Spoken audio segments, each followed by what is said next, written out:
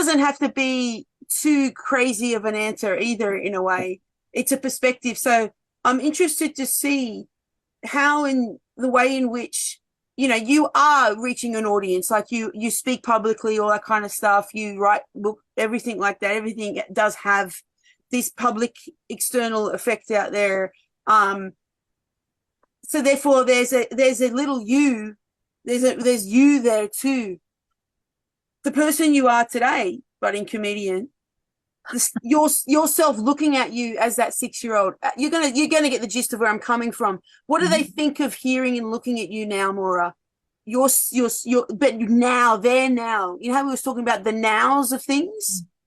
So that now kid, if she was here now, Maura, as a 6-year-old, reading you, seeing you, how would she respond to you? How would you like that to play out? How would that play out?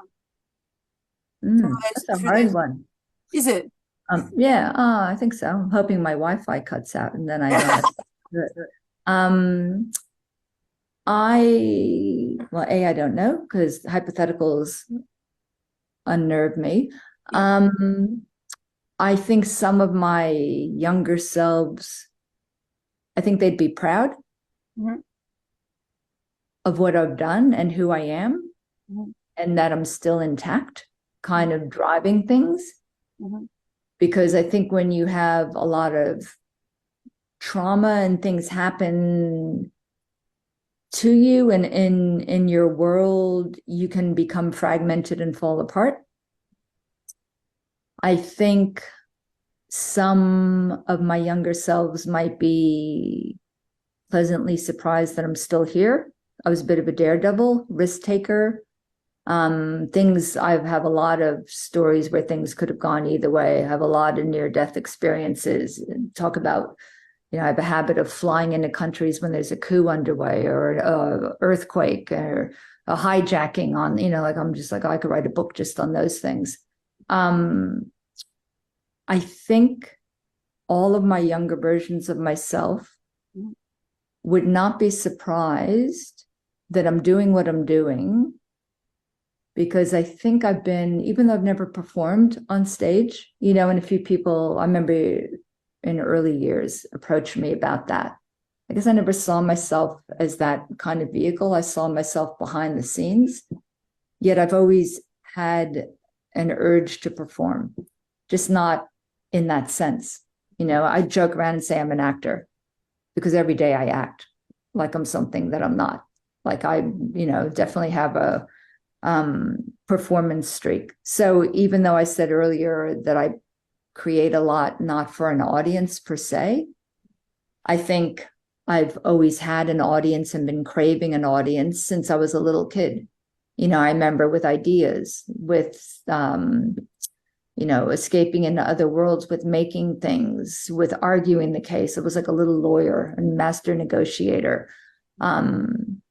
So I think every iteration of me would say, I'm pleased you're still here and seemingly strong.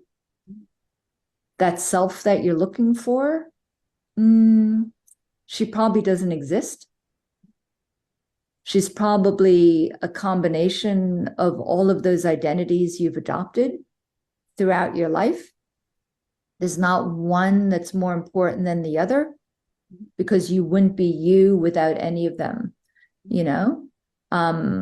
So rather than try to be something you're not, or step into a space that you can't really own, or perhaps ignore things that happened and kind of recast your persona accordingly, we're glad you're embracing the good and the bad and finding some sort of vehicle for working through that.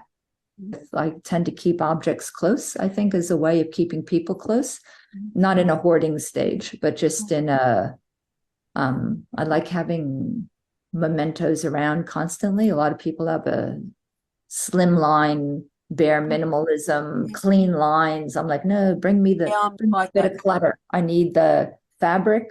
Yeah. I need the texture, the smell, like it's just very Yeah. sensory. Might seem busy to some, Yeah. but I think in an odd way, all of those bits are those former selves Yeah. that you mentioned. Yeah. So even though I don't sit there and ponder day to day, what would my 6-year-old self say? I think in a way I do. That's why I keep them close. You know, Yeah. so I have my little first communion photo, Yeah. the photo with my dad in the apartment in the Bronx, you know, and you still remember the dress with the daisies and the matching scarf that your grandmother made that you hated at the time, but now you'd really do anything just to have it. And, Yeah. you know, but anyway, yeah, that's interesting questions, Fee. So Made me beautiful. think. To that person that you are today. So No, it's an interesting question, you know, and it's kind of the presumption is those selves no longer exist, you know, in a linear way through time. Yep.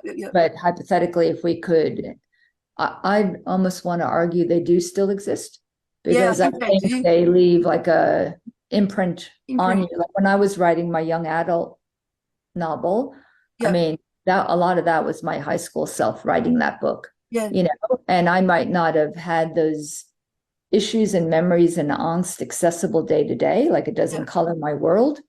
But somehow just by the mere act of, I guess, you know, writing and trying to tap into that, just a lot of stuff, you know, came up that I would say wasn't even accessible to me in a rational way. You know, it's almost on a subconscious level. So I think subconsciously, all those prior selves are with us still. 100%. We might not access them day to day. We might not speak to them, or we might in different ways that we don't even recognize our ways.